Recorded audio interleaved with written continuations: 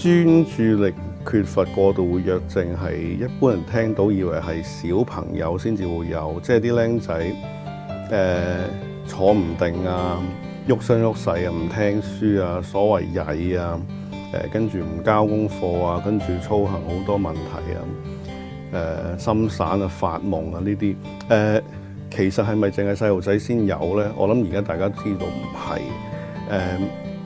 基本上全球唔同國家嘅長期追蹤嘅數據都睇到咧，差唔多有5-6成嘅童年患有專注力缺乏過度活躍症嘅朋友咧，到青少年甚至成年嘅階段都持續係會有呢類問題。咁但係亦都因為個治療嘅普及，同埋亦都幫到好多唔係話全部幫晒咧，但係有更加多嘅小朋友啊、青少年係得到適當嘅藥物啊、心理嘅行為等等治療咧。多啲人咧，其實因為個治療嘅得益咧，佢哋可以做翻佢哋原本應該做嘅嘢，就係讀書，有唔錯成績，甚至入到大學。咁而家的確咧，全球嚟講喺大學生當中係有專注力缺乏問題嘅朋友咧，都係越嚟越多。咁究竟去到呢個入大學呢個關口呢個年紀，患有專注力缺乏病嘅朋友嘅情況係點樣嘅咧？當你深入啲去留意佢嘅困難嘅時候咧，你發覺有一樣嘢就係好亂嘅，佢哋唔係太識去統籌去安排自己嘅時間。你可能見到佢連即係着衫啊，佢哋個袋裏面摷嘢都摷好耐，成日唔見嘢呢類嘢，佢哋係唔識得去你可以話執行去安排自己生活嘅次序時間，上堂嘅地點啊時間已經好容易出錯。咁啊再講緊話其實喺大學嚟講啦，嗰啲學科啊、嗰啲功課啊，嗰個難度高過中學好多。其實喺大學裏邊咧，讀嘅嘢深咗，課本冇課本啊，參考書，網上揾文獻，你要讀嘅所有嘢都係長咗好多，需要多好多嘅持久嘅專注力，先至可以處理到。仲要你要有一個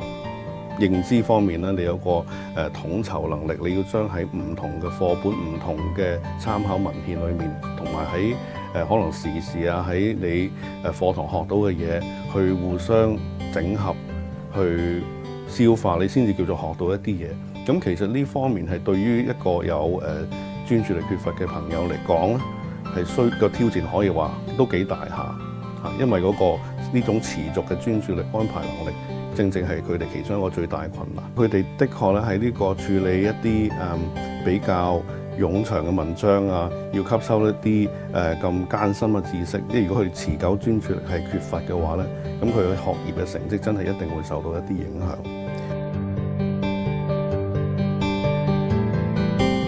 時間嘅觀念真係麻麻地，你咁多嘢俾佢做，真係好多事。即係你話我頭先講啦，佢處理課堂唔好撞，唔好去錯地方，已經有一定挑戰啦。你仲要佢找卡數，你仲要計住每個月使咗幾多錢，你仲要計下啊，我好似爭阿 Peter 哥唔知4000蚊未還，跟住我借咗3000蚊俾唔知邊個去交學費，跟住唔知乜啲嘢好容易走晒㗎。咁嗰啲要去交嗰啲費用啊，即係找卡數啊、交電話費等等。如果佢冇 set 到 auto pay 嘅話，好容易甩晒。咁跟住一沓倒水咁嚟嘅時候，我哋真唔係未聽過佢哋係會爭人錢嚇。咁啊呢個錢債問題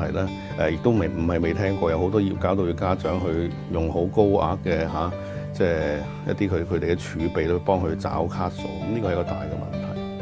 仲有一樣嘢就係佢哋咧係會唔見嘢，人人都會唔見嘢，但係專注力缺乏嘅朋友唔見嘢係更加容易。八達通你可以問過佢哋你一生人試過 keep 過幾多張八達通？如果佢有一張，淨係用過一張，即係成年咗之後都係用一張，咁佢係做得幾好。但係我見過有好多有專注力缺乏嘅朋友咧，基本上一係佢哋成日換咧八達通，因為成日都唔見啊嘛。因為唔係佢哋買單程飛咧，但係你而家生活好多地方都係用八達通㗎啦，所以都係成日唔見八達通。咁呢個成日唔見嘢嘅問題，對於佢哋都幾大影響。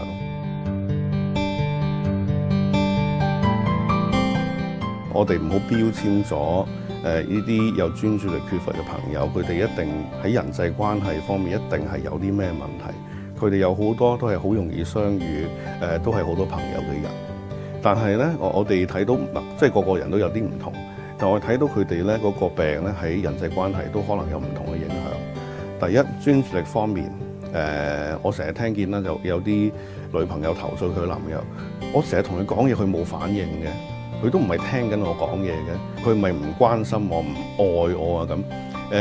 咁佢係咪唔愛佢呢一件事啦？係嘛？但係其實專注力缺乏嘅朋友，因為佢成日個腦咧係好容易諗咗第二啲嘢，或者佢因為諗緊第二啲嘢，變咗有人同佢講嘢，佢真係未必留意到。咁呢個如果成日出現嘅話，少不免真係會造成一啲人際關係方面嘅問題，尤其是即係有啲親密多啲嘅伴侶方面之間嘅問題啦，梗係影響到。大家相處啦，或者係可能好多誤會係因為當事人唔記得咗之前佢講過或應承咗啲咩嘢，而佢唔記得咗自己講過咩嚟咧。其實好多有專注力缺乏嘅朋友都有呢方面問題，佢哋冇心嘅。咁但係如果你唔知佢有方面困難嘅話，可能即係大家嬲咗，咁又有啲即係不幸啦。專注力缺乏嘅朋友咧，喺情緒管理方面咧，就係可能都有少少困難。唔係個個唔得嘅，但係當處理一啲複雜啲嘅處境，尤其是係一啲令到佢哋會容易唔開心啊或者憤怒嘅處境，因為如果你專注力缺乏咧，個人諗嘢可能真係衝動啲，係亦都唔係太理一啲細節，好容易產生誤會。而因為誤會，因為真係講開話衝動啊性格，可能好容易咧就大家鬧咗交，咁搞到關係破裂咗。咁呢啲嘅關係方面問題，喺專注力